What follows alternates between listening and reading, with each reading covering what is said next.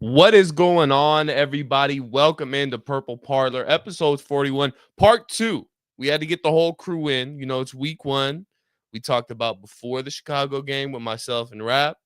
Now we're about to talk about after the Chicago game with myself and Realistic Randy. And we're going to get right down to it right after this. I say the same. I say the same.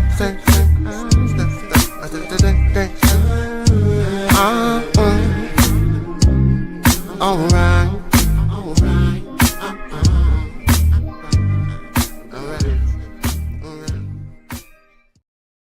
What is going on, everybody? Welcome in. This is Purple Parlor, episode 41, part 2. It is your boy SK. I'm here with Realistic Randy. How are we feeling on this Victory Tuesday, Randy? Well, let me tell you something, SK.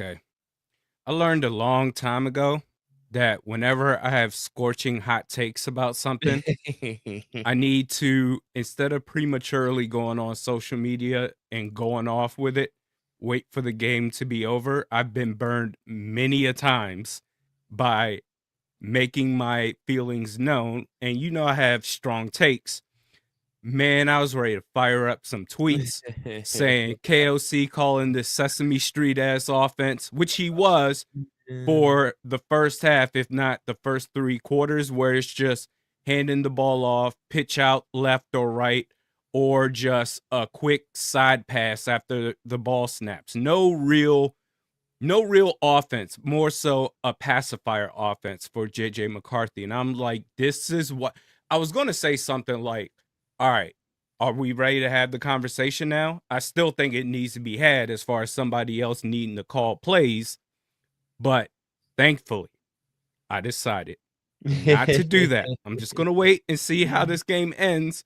And everything I had in the drafts, I deleted it as if it never happened. Meanwhile, I was seeing a bunch of takes out on social media that was just like, JJ McCarthy sucks. What, Max Brosmer, he's the new starter. Arch Manning, even though he still needs to prove himself against a worthy opponent, a ranked opponent anyway. But nah, man, like it started off so disappointing because of all the hype and all the excitement. You know how we do this every single year. But I'm like just about at the end of that where it's like, I can't do this anymore, where it's just we got the Disney vibes, the culture and everything. Now it's just time to play some damn football. And the whole team damn near was struggling. The defense did okay, but there were just a lot of specifically missed tackle opportunities to sack Caleb Williams, specifically by Grenard in AVG. But the defense was relatively decent for the first 3 quarters. And then after the pick 6, I was just like, all right, man, this is everybody that's been talking shit. They're going to fire off those takes that they've been saying all off season long. Man, I feel bad for Thor. He's about to get it. He's been the main leader of this JJ McCarthy camp. Yeah. But you know what? He stepped up. He stepped up. And I talked about this on my post-game vid last night. That you can have all the talent in the world. I remember in high school, in the high school gym, there was always this sign for the football team, and it's like, hard work beats talent. And I'm like, all right, yeah, whatever. that was a prime example. Yeah. In fact, JJ McCarthy for the first 3 quarters looked like he just was sad. He looked like the moment was just too bright for him. And in that 4th quarter, he gave himself a gut check and led 3 consecutive touchdown drives, all with him being a big part of it, whether it's him running a touchdown for himself or the 2 touchdown passes to Jefferson and Aaron Jones. I expected this team to lose after the first 3 quarters, but for them to come back like that in the 4th quarter, in the biggest moment of the game, I mean, we just need to see it consistently for a game. But I think it's safe to say we have our franchise quarterback for real. Yeah. And like you said, early on, it was shaky. You guys know I am a JJ McCarthy advocate all the way back to when he started in Michigan. So I was sitting there like, oh, come on. Like I was expecting the growing pains. I was expecting the quote unquote rookie quarterback mistakes, but nobody wants to see a pick six. Nobody wants to go into halftime with, I think he had like 30 yards passing or something going into halftime, somewhere along those lines. 82 So total yards 82 total yards. That's for rushing the and first passing half. Yeah. for the first half. So that's total offense, right? That's not Right. just McCarthy. Right. Total offense. Right. So obviously that's not ideal, but I would honestly say I would prefer to see this out of my quarterback struggling the first half of the game, or actually more than the first half of the game, and then finding a way at the end of this game in the fourth quarter. You're down 11 points on the road, Monday Night Football. Nothing's really going your way. We cannot move the ball. We can't run the ball. We can't pass the ball. Nothing's working. And to see him take control, and there's quotes out there for things that he was saying in the huddle before certain touchdown passes. It's just, this showed everybody exactly, and I'm gonna bask in it a little bit. This shows everybody, just this one game, exactly what I've been telling people about JJ McCarthy. It's that it factor. Yes, he has the talent. Yes, he's young, he has the athleticism, all that stuff is great.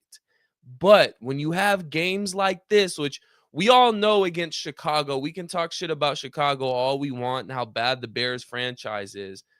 Games against Chicago, it's a divisional rival. It's always ugly and tough and mucky, and half the time they're low scoring games. And I remember 2 years ago, I was sitting there saying, because they seem to schedule the Bears and the Vikings on Monday night every single year. And I said, they need to stop scheduling the Bears and the Vikings on Monday night. These games are terrible. They're ending in 16-9 and 13-6 and just ugly, ugly games. And I was kind of expecting the same thing out of this game. And it looks like that was where it was kind of going when, midway through the third quarter. But something clicked. Something went on. I don't know if it was a throw. I don't know if it was the play calling. I don't know what it was, but something clicked in JJ McCarthy and KOC and the rest of this offense to where they said, you know what? Let's just get our shit together. Let's just go ball. Let's have some fun. And I think JJ McCarthy was a huge, huge part of that. Not only just what we saw on film and what we saw on the broadcast on Monday Night Football. I think him being on the sidelines, every time you saw him come to that sidelines, whether it ended in the pick six, whether it ended in a touchdown, whether it ended in a punt, whatever, ended that possession for him, he came straight to the sidelines and he is ready to get to work. He's talking to KLC. He was talking to Josh McCown.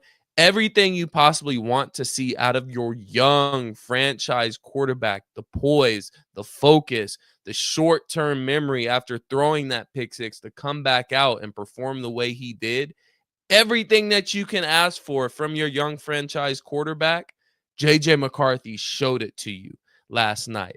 Now, I'll ask you this. Obviously, we would have loved a 300-yard, 3-4 touchdown game and just 80% completion percentage.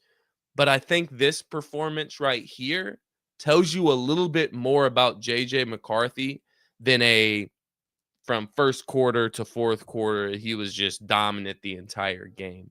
This shows you who the Minnesota Vikings franchise quarterback is for the next 10 years. And I love to say it. I told you so. JJ McCarthy's a dog. Oh, yeah. No, I mean, I came on late, but I was right there too. Not you specifically, just in general.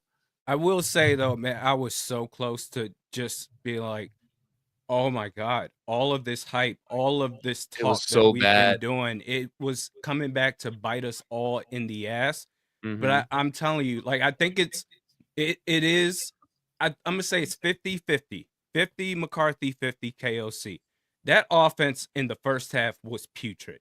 Those play calls were terrible. Why are you not running the ball with Jordan Mason more than what you are? Instead, you're delegating to Aaron Jones. Jordan Mason, we're already, after just one game, we're already at the point, I'm already at the point where, and you know how I've been talking about this guy all off season, this is the Mhm. RB1. Yeah.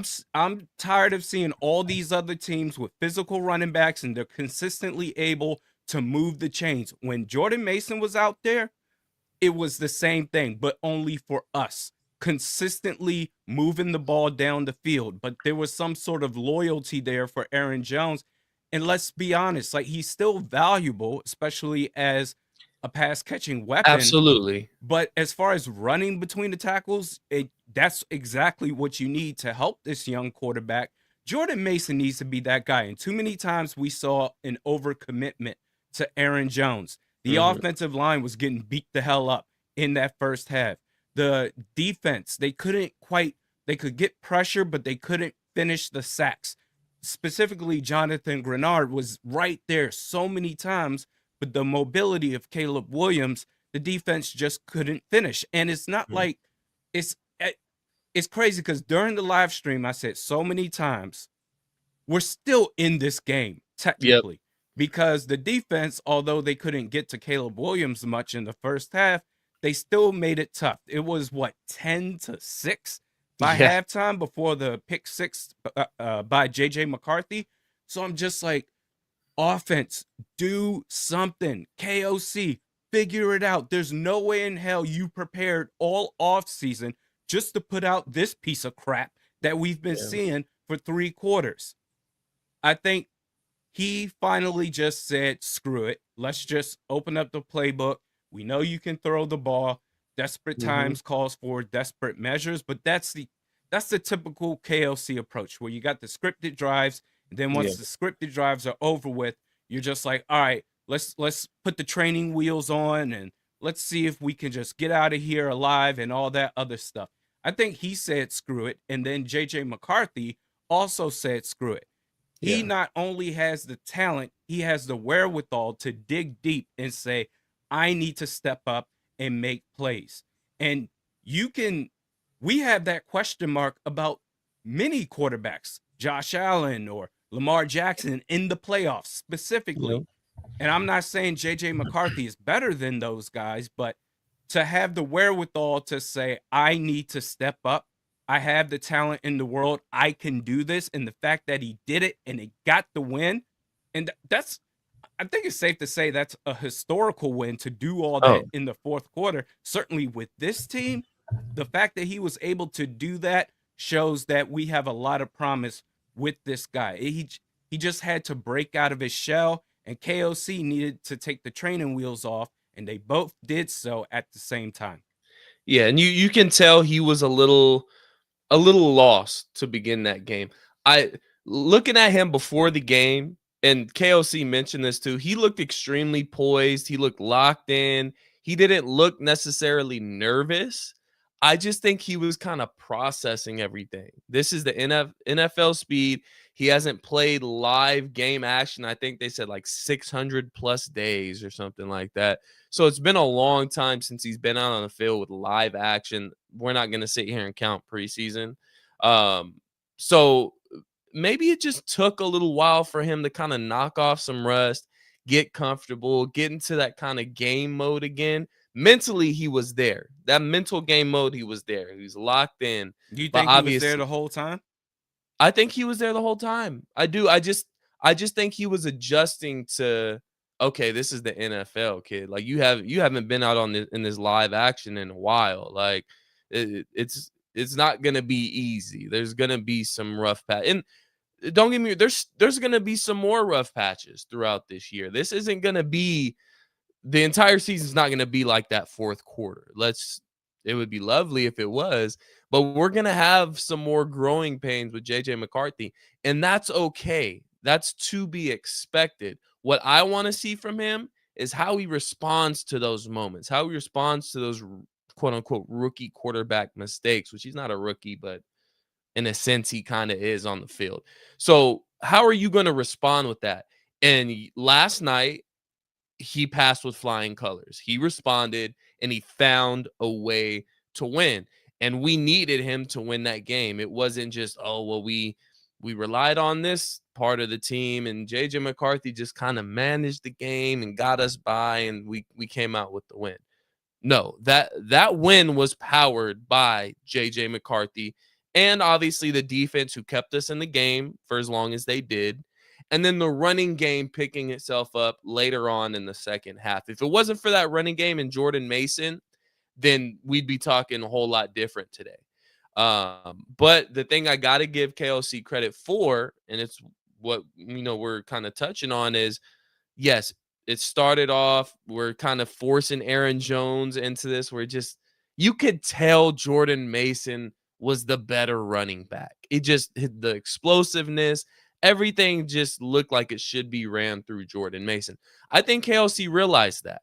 Jordan Mason ended up with 15 carries. So. Aaron Jones ended up with 8 carries. So he doubled Aaron Jones' carries. Touches obviously is a little different because Aaron Jones is going to get a lot more, passes out of the backfield. Or it looks we're hitting him downfield too. We took a shot to him earlier in the game that drew a pass interference call as well. So Jordan Mason needs to be the running back one. I'd like to see Aaron Jones out there on passing downs where we're either doing some screen plays or we are taking shots downfield with Aaron Jones, which he's obviously really good at. But Jordan Mason is running back one, and it was evident last night. But going back to the quarterbacks, last night was kind of the tale of two quarterbacks because you start that game off, and we're talking about scripted plays here. Caleb Williams looked great the first possession. I was watching that first possession, and I'm like, oh, shit. Ben Johnson has got this guy going on. He started 10 for 10. I'm like, oh, shit, here we go. We got to worry about this in the division now. But I kept telling myself, it's only the first drive. It's only the first drive. And sure enough, it was only the first drive. B-Flow's defense settled in. We started sending more pressure later on in that game. We got after him. We finally fucking put our hands on Caleb Williams, which it took forever to, because that was the most frustrating part. But you saw Caleb Williams fall off as the game went on, and it started getting into the in-game adjustments. As J.J. McCarthy's game went, obviously we started off really rough and really ugly. But as that game went on, you can see that J.J. McCarthy was getting comfortable. He was starting to feel it a little more, and a little more.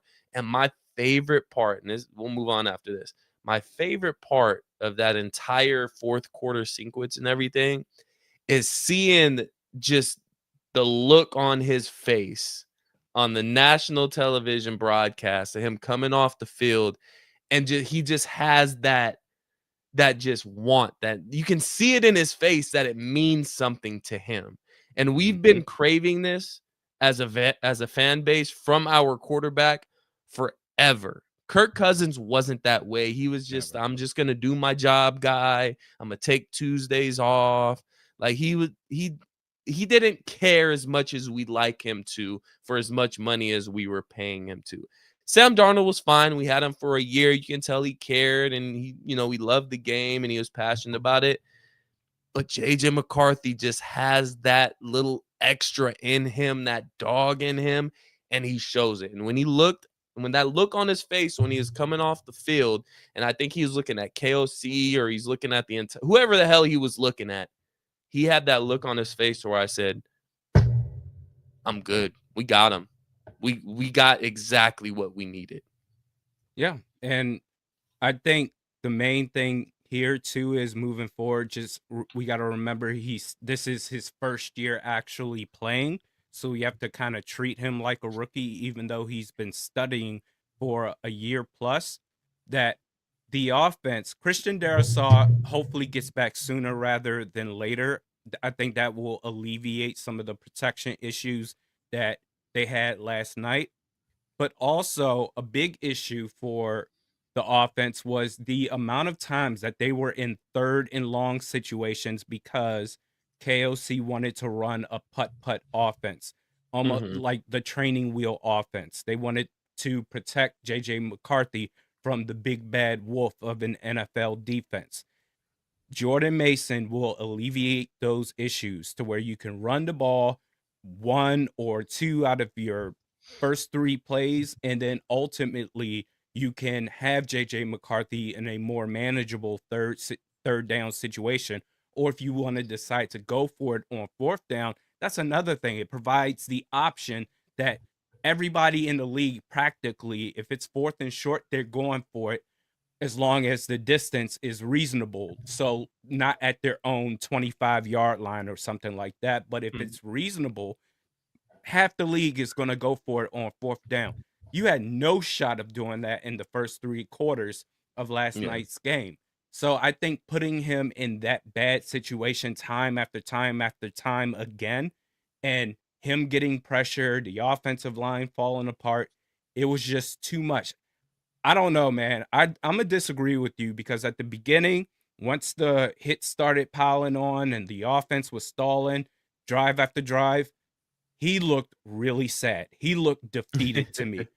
But somehow, some way, and that's like a inner thing that's between you and you, not to get on my Ray Lewis copying quotes or whatever, but it is between you and you where you got to figure it out. And a lot of people crumble, a lot of players crumble. And JJ McCarthy rose to the occasion. And that to me is very impressive. We just need to call a solid offensive game plan where it's not just handoffs or pitches or quick screens, short underneath stuff with nobody going vertical. Have players at all three levels at the line, short, intermediate, deep post pass patterns, everything possible to have this man succeed. Because once they opened it up, the sky was the limit for this guy. Yeah, and I think KOC has got to understand that going into week 2. You're at home now. You're against Atlanta. It's Sunday Night Football, another opportunity to kind of showcase what JJ can do on national television again. You can't go into that game and have those same training wheels on. You have to realize, hey, I got a guy here that he knows the playbook. Obviously, he had the entire year last year to study the playbook. He knows the plays. He's a baller. Let it rip. Don't get overly cautious. Don't get into this run pass. I think KLC is a smart enough guy to know. All right, I think we can really take the training wheels off now. We don't have to necessarily, protect him from anything. So, but outside of JJ McCarthy, we'll make this segment real quick and then we'll get to our Sizzlin 7 to wrap things up because we're going to be short today, guys. Outside of JJ McCarthy, who else would you say was your key to victory last night? Ooh. Special teams. I mean, I talked about that last night, not just with Miles Price, Eric Wilson with Eric Wilson had a quietly great game. He had Eric a great Wilson game. of all people, like back from the past, here he is now. So Miles Price as a return man. Now we have a legit return game since Marcus Sherrills. Like I can't think of a recent time within the last 2 or 3 years where we can get a punt and actually return it. It seems like, okay, fair catch or whatever. Yeah.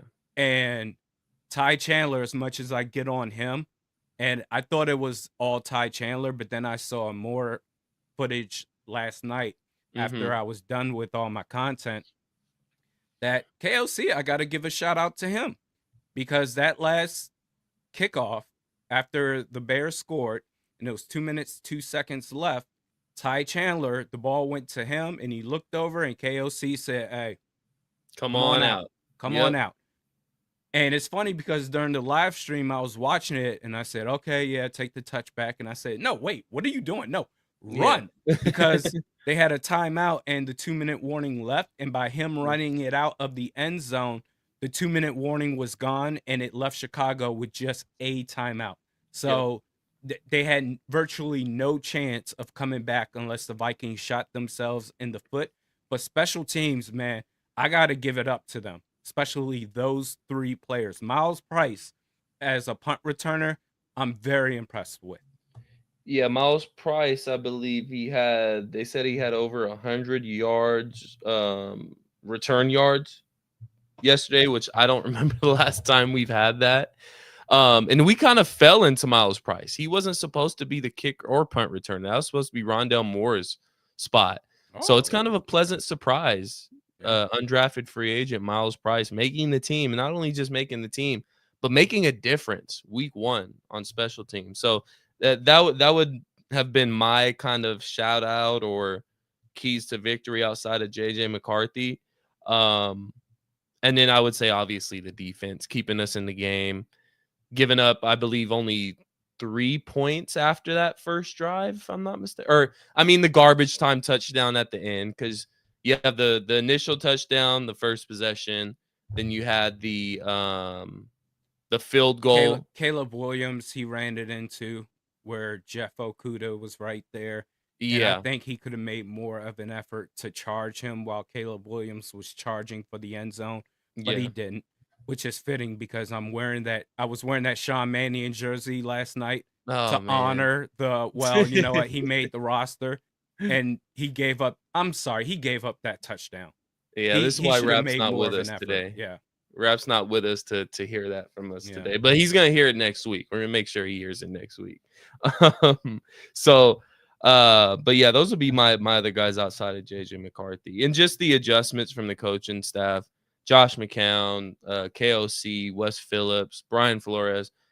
Best coaching staff in the league, in my opinion. So great job all around in that fourth quarter, finding a way to win. So, but before we get to our Sizzlin set, I got to get some shout outs, man. Shout out Bob Sweet, Mr. Mock Draft. Delton tapping in, mentioning defense only gave up 3 points in between the Bears' first and last drives. Yeah, that last one was kind of a garbage time touchdown. We're kind of playing prevent defense. Our boy Sam tapping in from Facebook. Appreciate you, Sam, tapping in. George Blunt tapping in as always. Sodak Kid, what's going on, Sodak? What's going on, Sodak? Thank you guys for tapping in. And then Felicia also tapping in from Facebook. Thank you, Felicia, as always, tapping in. So that gets us to our Sizzlin 7, man. We weren't able to do week 1 because some scheduling conflicts and stuff, and we'll have some scheduling conflicts next week too, because me and Rap will be flying back from Minnesota. Oh, that's right. So yeah, our schedule for Purple Parlor right now is a little quirky because of schedule wise and games and traveling and stuff. So bear with us. We'll be back on our normal schedule by week 3. But we weren't able to get the week 1 games in, so we obviously got to get the week 2 games in. Rap already got his picks in because he wasn't able to make it to today's show. It's his wife's birthday, so I can't blame him. So we'll announce his picks as we go through each game. First game on the docket, Thursday night football. We got a good one. Washington traveling to Green Bay in Lambeau. Thursday night football. Who you got? Ooh, it's a tough one. That is a tough one. I'm gonna say Green Bay. Green Bay. Okay. Rap picked Washington, I believe. Yeah, Rap picked Washington. I'm going to go Green Bay too, unfortunately. Yeah. I think they're a legitimate threat. I wouldn't necessarily, they're a threat to the division. I'm not going to say they're a threat for a Super Bowl necessarily. They have the pieces, but they're just a really good football team, man. As much as I hate to say it, they got a good team over there in Green Bay. So Rap's going to Washington. Me and Randy are going Green Bay. Next game on the docket is Chicago at Detroit. Ben Johnson going back to Detroit against his former team.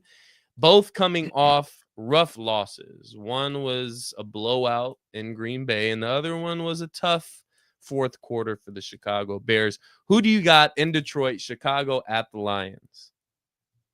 I'm not confident picking between any of these two teams, but you said it's at Detroit? It's in Detroit. So because of that and that alone, I'm going to take the Lions. Yeah, I'm going to go the Lions too. Let me see. Rap went Detroit as well. So that's a sweep right there for Detroit. Next game on the docket. This will be a good one too. Seattle at Pittsburgh. Seattle. Or do you believe in what we saw from Aaron Rodgers this past week? If he has protection, sure. If he has consistent enough protection, he can make plays. Who's their next receiver after DK Metcalf? Do you I know? think their next leading receiver from week 1 Or was Calvin Fryermuth? Austin. Oh, okay. They have somebody else though that I'm missing. They have another receiver that I Maybe just they can't think of drafted right now. somebody. This is at Seattle. This is at Pittsburgh. Oh, Pittsburgh Yeah. Steelers. I'm going Steelers as well, and Rap is going Steelers as well. Next game on the docket, Tampa Bay at Houston. Another good one here. And this is Monday night too. I'm gonna go Tampa. I'm going Tampa as well. I like Tampa a lot. I like Baker a lot. Yeah. And Rap's going Tampa Bay as well. This might be a boring week. Oh. All right, this will be a good one. Philadelphia at Kansas City, rematch of the Super Bowl. KC coming off a loss. Philly. You going Philly? Yeah. I mean, KC, I know we do this every year for the last couple of years saying they're done. I'm not saying that they're done, but they are just not what we first saw them as when they had Tyreek Hill and prime Travis Kelce.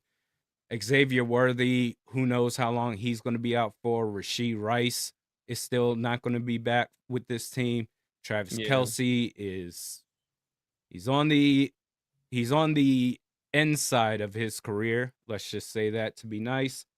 So, I mean, unless you can get 300 yards from Isaiah Pacheco, I'm going to go ahead and say that they'll lose. Okay. Rap's going Philly too. I'm going to go KC. Okay. I just think they got a bad taste in their mouth from that Super Bowl, from getting whooped on, just belt to ass all game long. And I think it's in KC. I think that crowd's going to be wild. And I think they find a way to beat Philadelphia and get their little revenge. I think they're going to get the revenge. So I'm going to go KC in that game. Is Jalen Carter suspended? No, he's playing. Oh, they counted last game as pretty much his suspension because he didn't play. Okay. So Jalen Carter is back. But next game, Denver at the Colts, who the Colts just put it on Miami, and Daniel Jones looked absolutely great. Who we got? Denver at the Colts. I think this is a very intriguing game. I think that Denver defense is going to be too much for Daniel Jones. Okay. Now, Shane Steichen, I do think he's a good offensive-minded head coach, but I guess he just believed, along with, what's his name? Chris Ballard, the GM there, with the Anthony Richardson project, and that's a total bust. And even though it's at home, that defense is really good from Denver. Yeah. So I'm going to say the Broncos. I want to say Indy because I just despise Sean Payton. I just don't want to fall for it. Like, I got to realize it's only week 1. It's Daniel Jones. It's the Colts. There's nothing that really jumps out and says, "Oh my God, I'm worried about this with the Colts." The defense isn't nothing to kind of worry about. Cam Bynum, our dude Cam Bynum got an interception. I know you saw that. I did see that. Did he do a dance after? He did a celebration after too. So amazing. Shout out Cam Bynum. We love to see our dude Cam balling.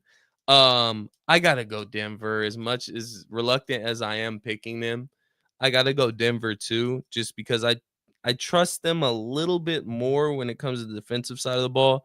And just I'm not sold on Daniel Jones after 1 week. I'm just not. I'm sorry. Yeah, they beat up on the Dolphins, which everybody can beat up on right now. Yeah, the Dolphins are looking really bad. I'm sure they'll be on a fire sale pretty soon. So be on the lookout for Tyreek Hill going back to KC. Wink, wink.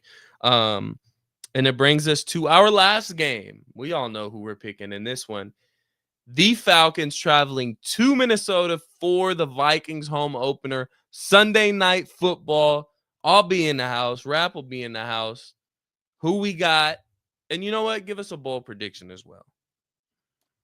I think they'll come out with a complete game plan for the offense to where they're not just to where they don't have to be babied. There's some grown ass men. This is Mhm. your quarterback. This is your franchise quarterback. So treat him as such. And if he makes a few mistakes, let him learn from it. But don't try to protect him from himself. The Atlanta Falcons, I'm not worried about them as long as the Vikings give us their best.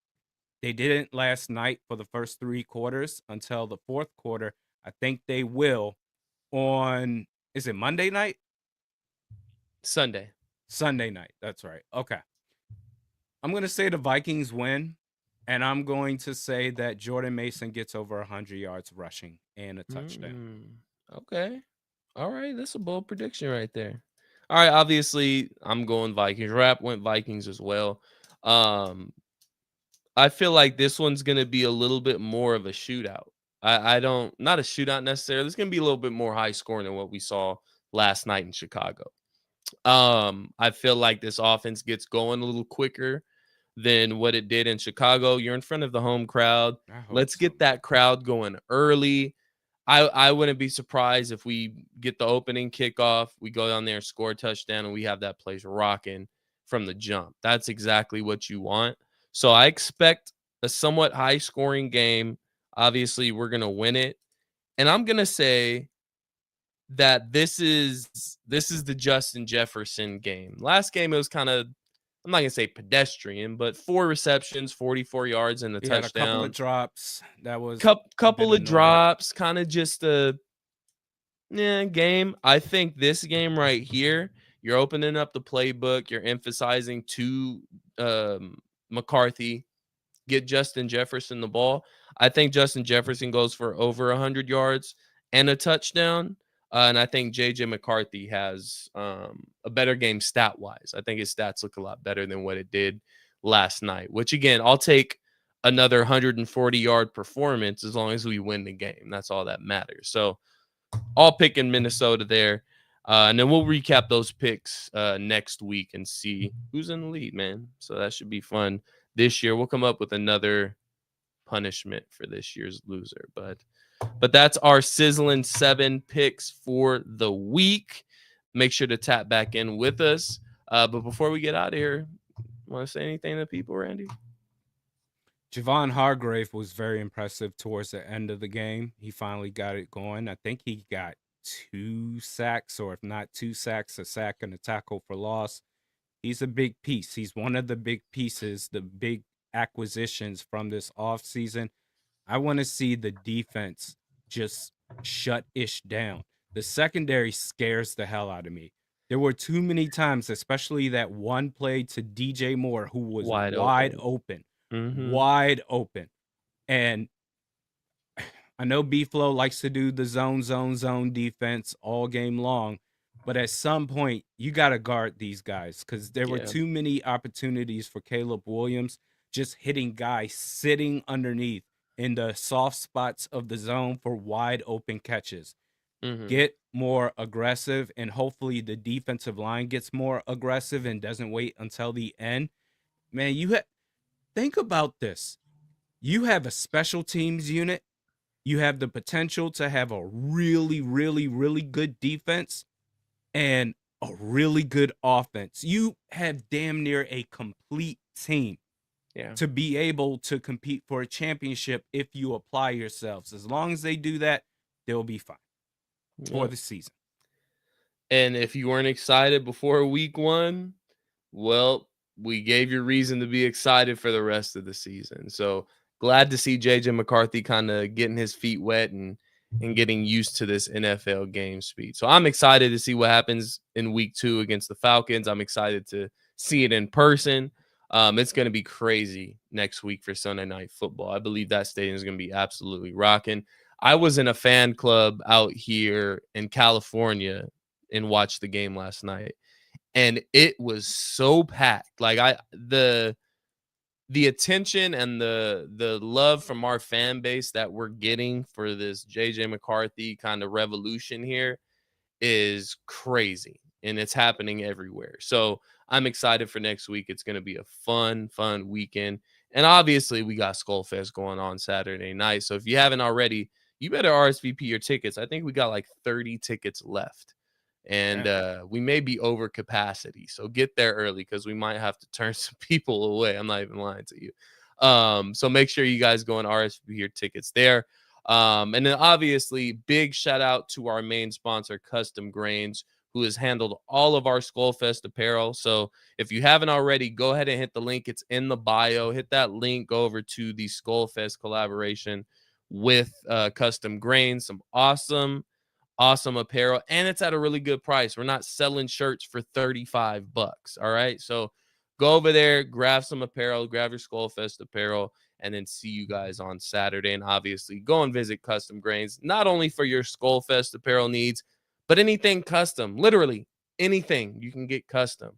Tap in with them, tell them Purple Parlor sent you. They'll take care of you guys. Customgrains.com, or excuse me, customgrainsmn.com. Go and give them a visit. Let them know we sent you, and they'll take care of you. So, but yeah, man, that's it. That's episode 41, part 2, and we will see you episode 42, hopefully discussing another Minnesota Vikings win. Thank you guys for tapping in. If you don't already, make sure you hit that subscribe button here on YouTube. We're also on TikTok. We're also on Instagram. Give us a follow. And again, appreciate you guys for tapping in, man. It's always a great time. Until next week, Vikings 1-0. JJ McCarthy looking great. Skol Vikings. Peace. I say the same. I say the same. I say the same.